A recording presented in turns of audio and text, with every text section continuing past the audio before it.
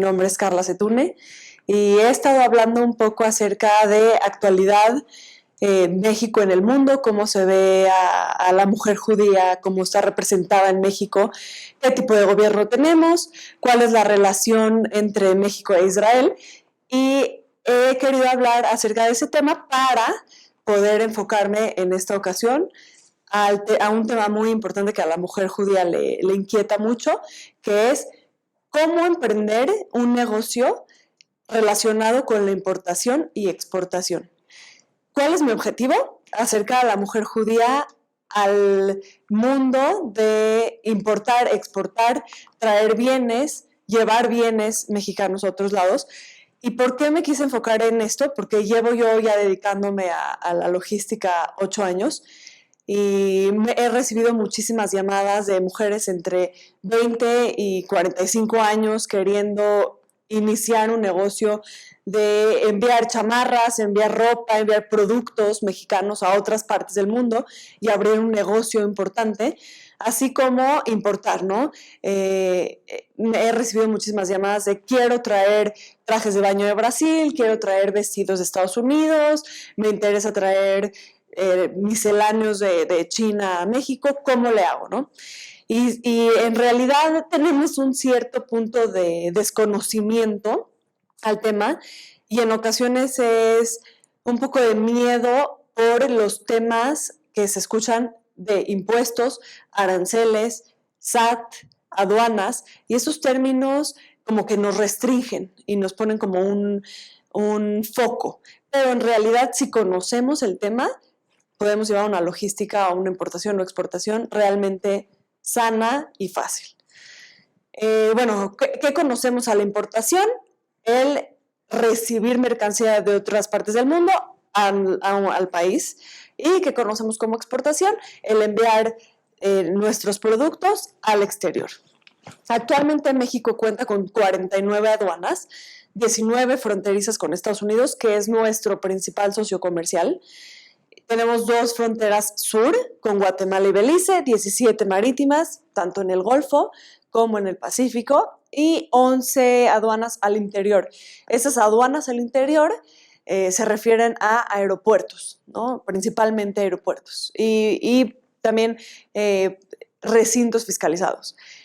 Las aduanas que más yo he tenido llamadas de inquietud por parte de mujeres de la comunidad han sido del aeropuerto, porque he recibido muchísimas llamadas de quise traer vestidos para vender de Estados Unidos y me llegaron al aeropuerto.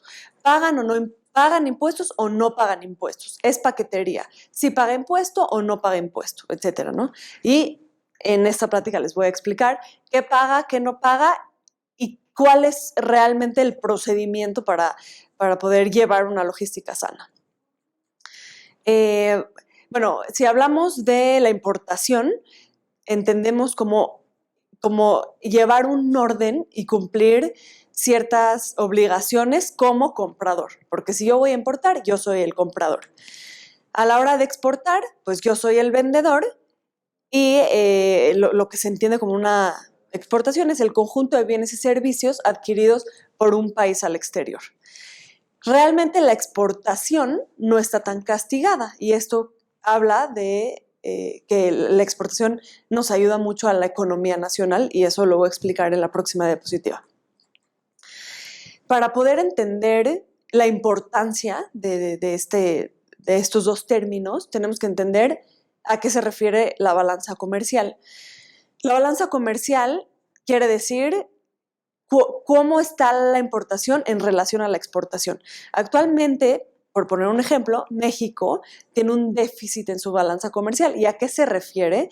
Se refiere a que importamos más de lo que exportamos.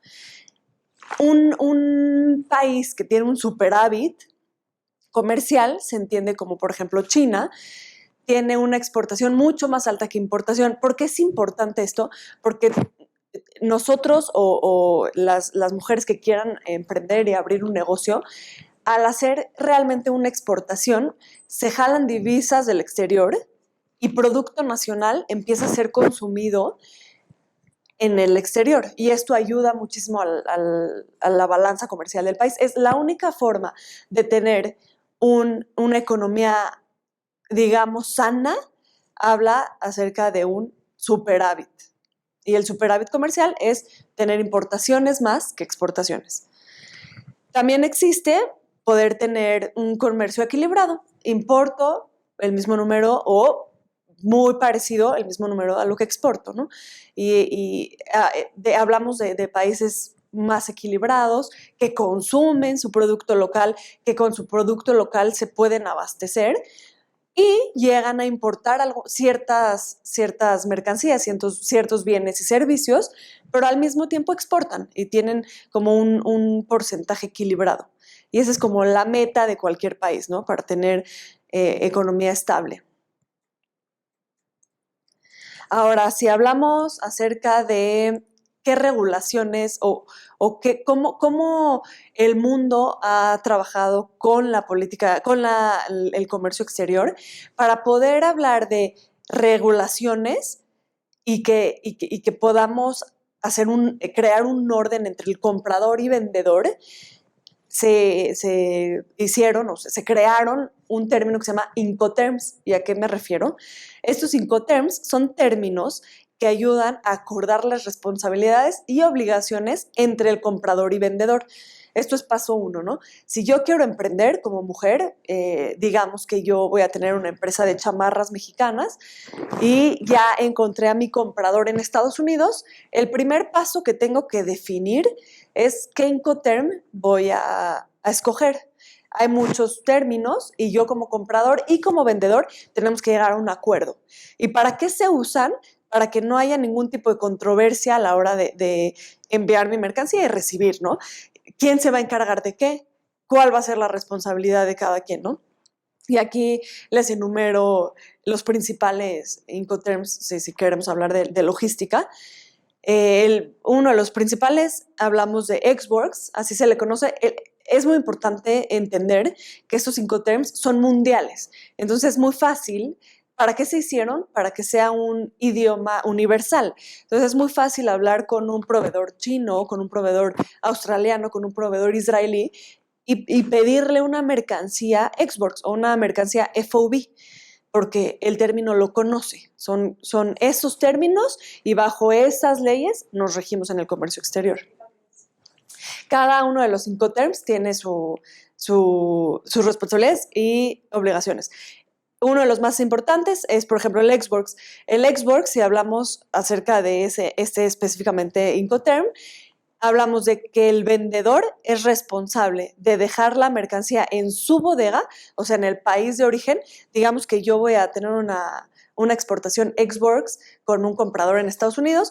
Yo dejo mis chamarras en mi bodega en México y el comprador es el que importa, es el responsable de contratar terrestre en origen, contratar la aduana en origen, contratar los fletes internacionales, pagar la aduana en destino y pagar el terrestre hasta la bodega del comprador. Este Incoterm se usa mucho para importaciones que hacemos de Europa, porque generalmente los proveedores europeos se deslindan de responsabilidades y lo intentan hacer para no tener gastos extras, para no meterse en términos de aduana. Recordemos que para que una mercancía entre y salga del país, siempre tiene que haber un proceso de despacho aduanal, ya sea a la salida y a la entrada. Entonces, digamos que una sola mercancía va a pasar por 2 aduanas, de salida y de entrada. En el ex-works, como les comentaba, el vendedor deja la mercancía en su propia bodega y deja que el comprador se encargue de todo lo demás. El más famoso, y me voy a enfocar un poquito en China porque es como nuestro principal importador, hablamos de un término que se refiere a FOB, que se entiende como Free on Board. ¿Qué va a hacer el vendedor, el proveedor? Va a llevar la mercancía de la bodega hasta el puerto de origen, incluyendo todas las responsabilidades. Y las responsabilidades son terrestre, subida, obviamente, de la mercancía al contenedor, empaque, embalaje, y el despacho aduanal en puerto y dejar la mercancía en puerto. Quien escoge el terrestre, digamos, el marítimo, quien escoge el transportista es el comprador. Desde que la mercancía está en el puerto de origen, el vendedor, o sea, el proveedor, ya no se hace cargo de la mercancía. Quien se hace cargo es el comprador. ¿Por qué este Incoterm es muy sano? Porque el comprador pues evita todos los gastos de origen y todas las responsabilidades de origen y tiene el control de la mercancía desde que se sube el contenedor al buque de origen, digamos un Shanghai, un Livorno, un Long Beach, desde que se sube del puerto de origen hasta que le entregan a su bodega. Y eso le gusta mucho al comprador porque tiene el control de saber por dónde viene, qué día salió, qué día va a llegar, si hubo algún accidente. Cuando llegó a la aduana mexicana, avisar, ser el primero en avisar a la agente aduanal que ya llegó la mercancía para que pase por el proceso de despacho aduanal y la entrega, ¿no? Entonces, por eso este Incoterm es el más usado, es el más común. Bueno, existe otro muy famoso que es el FCA, que es el vendedor se encarga de entregar las mercancías, lista la exportación y quien elige el transportista es el comprador. Pero en términos de seguros y en términos de responsabilidades, el vendedor sí se involucra, no como el FOB.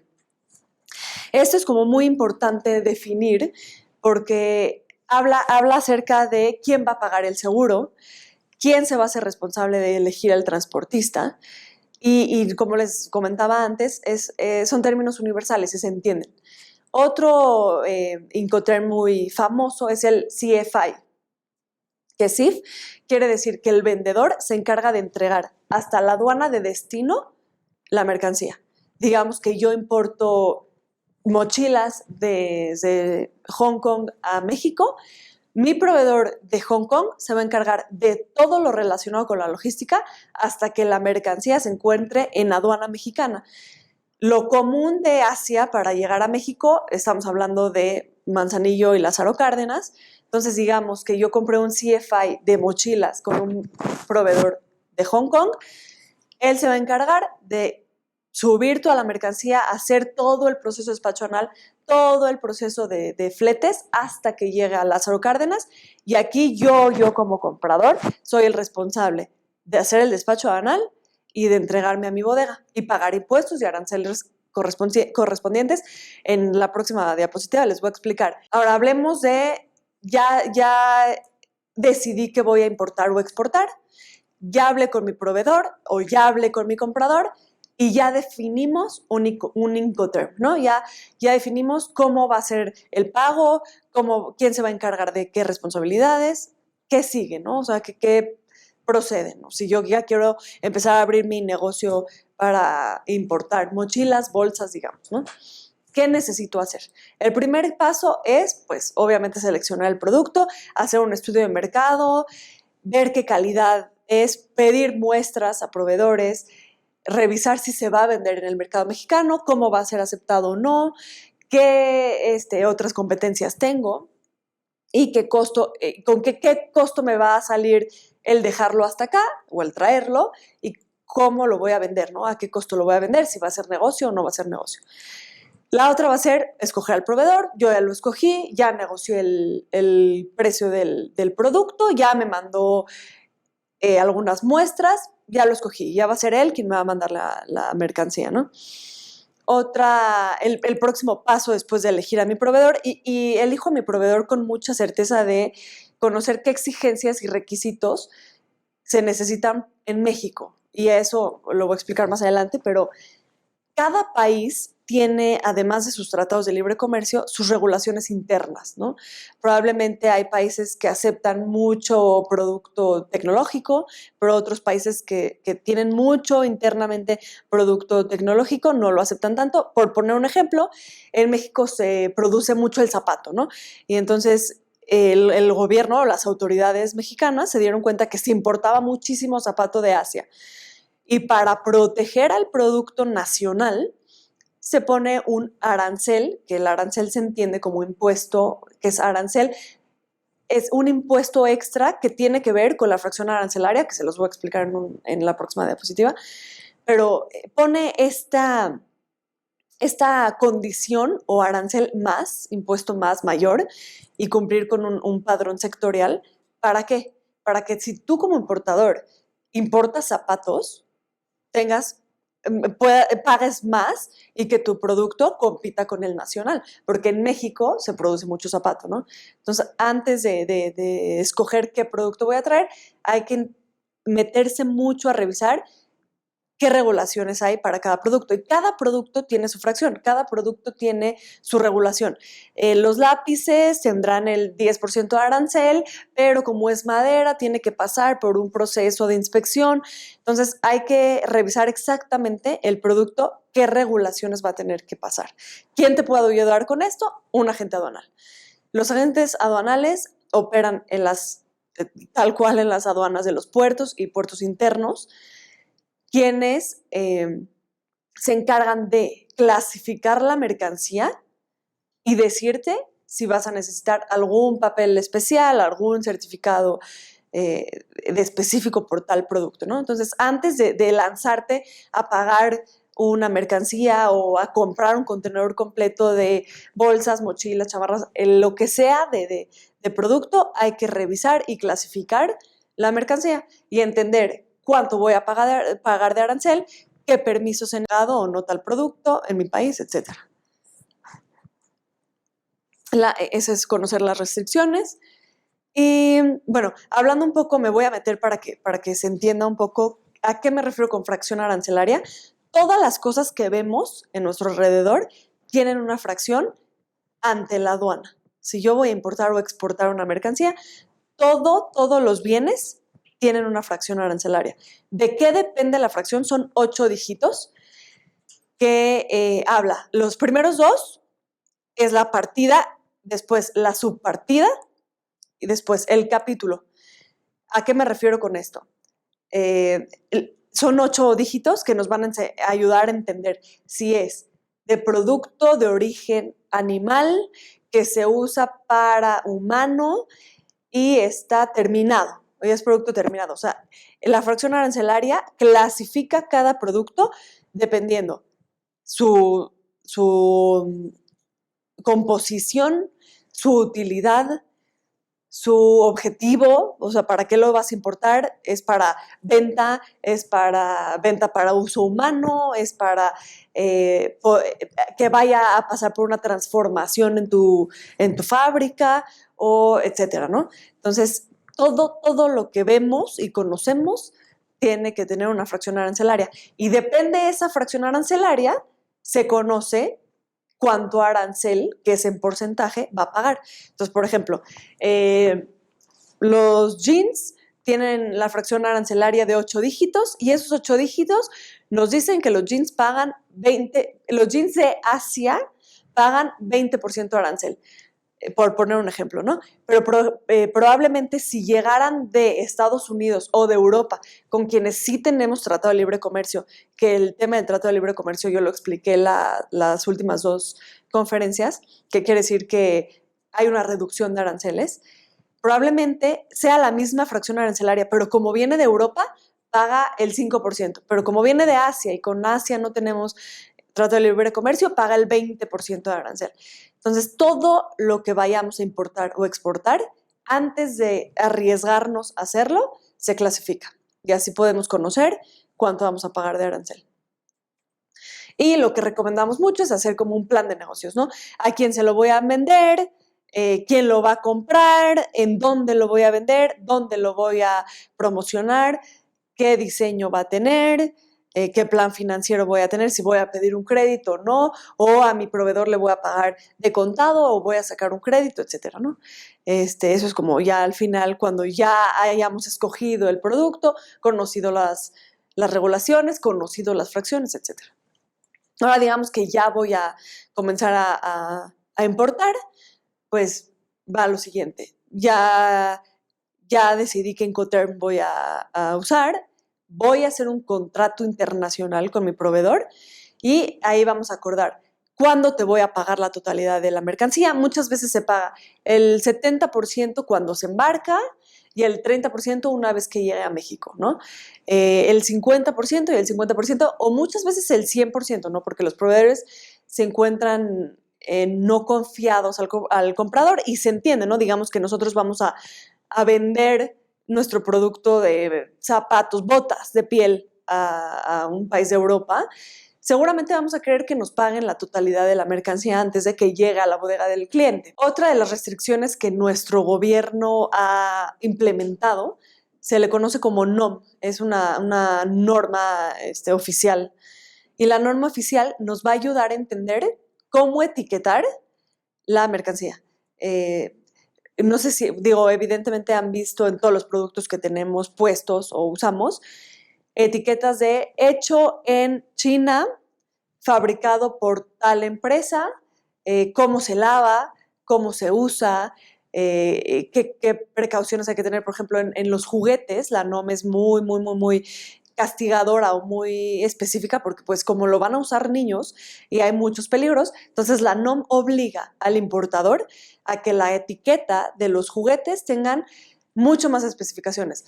El uso de este juguete es responsabilidad de quien lo usa, por favor tener precaución en niños menores de 4 años, puede causar asfixia, puede causar, etcétera, ¿no? Entonces, ¿quién define qué información tiene que venir en una etiqueta? Pues la norma oficial.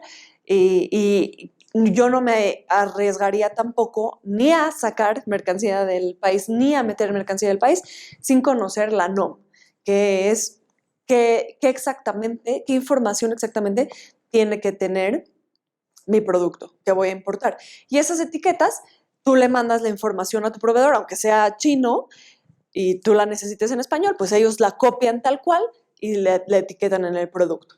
¿Qué pasa en caso de que la mercancía llegue ya a aduana mexicana y la etiqueta no esté bien, o no la tenga, o no cumpla con la regla de etiquetado? En México, en la aduana de México, se puede reetiquetar y se puede mandar a hacer correctamente la etiqueta, y la información de la etiqueta te la tiene que dar tu agente aduanal. Pero el etiquetar aquí en México es muchísimo más caro, ¿no? Y además de que pasan días. Lo más caro en la logística, yo podría decir que son 2 cosas, ¿no? Transportar aire, o sea, tener mucho contenedor vacío, sin tanta mercancía, porque pues estás pagando todo el espacio y no lo vas a ocupar. Y la segunda es el tiempo. Si tú te tardas mucho tiempo en despachar en puerto, cada día estás cubriendo gastos de almacenajes, de demoras, de tener la mercancía en una aduana. No es gratis, digamos, tienes que pagar el espacio por tener la mercancía en la aduana, ¿no?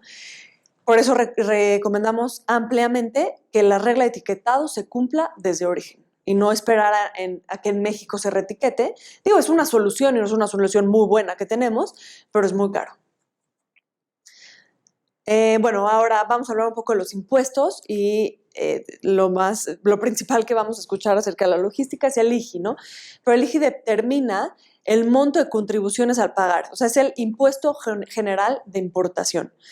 Y ese impuesto es obligación de los importadores de pagarlo, y se determina dependiendo del valor aduana de la mercancía. Y también te lo va a dictar tu agente aduanal. Toda mercancía que sale y que entra debe de pasar por un proceso de despacho aduanal. La única mercancía que y me hago un paréntesis aquí porque muchas mujeres de la comunidad me han hablado con esta inquietud acerca de traje un paquete nada más, ¿no? Y traje un envío que pesa 10 kilos.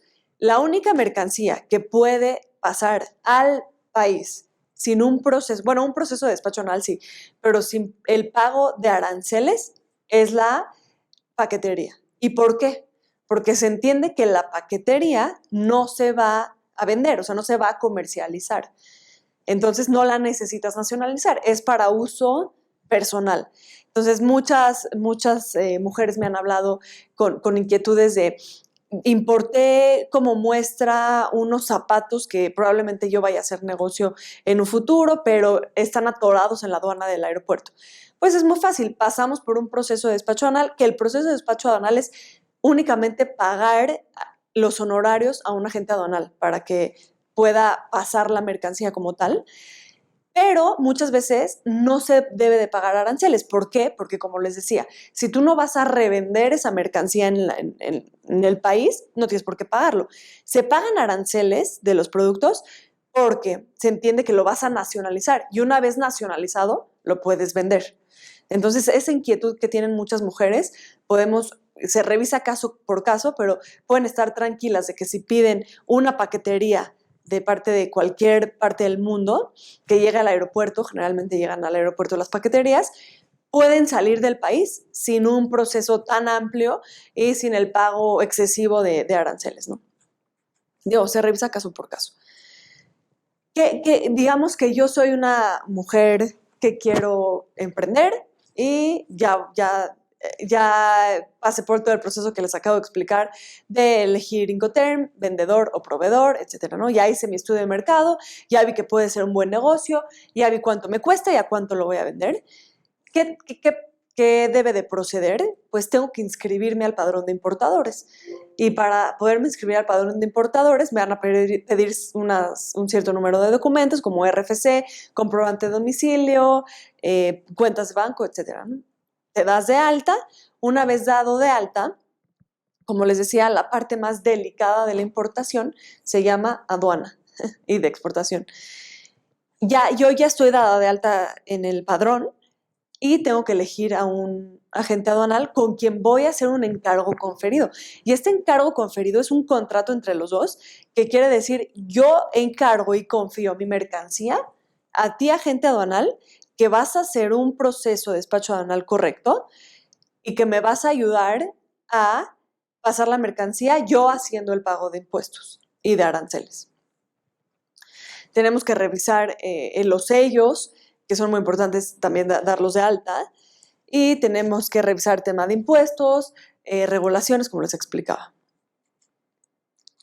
Ahora, la amplia recomendación que hacemos todos los que nos dedicamos a la logística es, antes de meterte en cualquier importación, tienes que revisar exactamente si tu agente aduanal está clasificando bien la mercancía. No vaya a haber algún problema que cueste muchísimo más caro tener detenida la mercancía.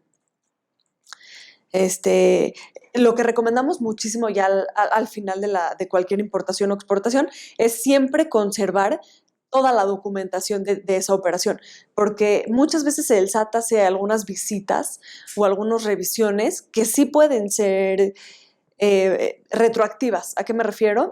Si llega a haber algún problema con evasión de aranceles, evasión de impuestos, la subvaluación es declarar a la aduana un costo menor de tu producto. ¿Y cómo te ayuda esto? Pues obviamente el 20% de $1,000 no es lo mismo que el 20% de $10,000, ¿no? Y muchas veces se hace esta práctica para evitar pagar tantos aranceles, pero la aduana, una vez se enfoque en este tema y realmente se entere y vea, visualice que hubo una subvaluación, tu padrón de importadores puede estar, se le podría llamar tachado por la aduana, y cada que ves que vayas a importar, te van a revisar un extra a la importación. Entonces, pues obviamente recomendamos no hacer estas prácticas ilegales de subvaluación, de contrabando, ya sea meter más mercancía de lo que declaras, etcétera, ¿no? Digo, habrá agentes aduanales con un criterio mucho más legal o mucho más correcto y habrá algunos que no. Y pues yo recomendaría siempre escoger con quien tienes confianza y quien te vaya a hacer un trabajo honesto, porque repito, sí existe penalizaciones retroactivas a importaciones ya pasadas, ¿no? O sea, ya habiendo tú vendido la mercancía, etcétera, ¿no? Digo, pasa poco, pero meterte en un problema de aduana sí podría ser un tema de mucho tiempo, de mucho costo, de mucha multa o penalización, que quizás ya con esas multas y penalizaciones tu negocio ya no va a seguir siendo exitoso, ¿no? Entonces, recomendamos no practicar esos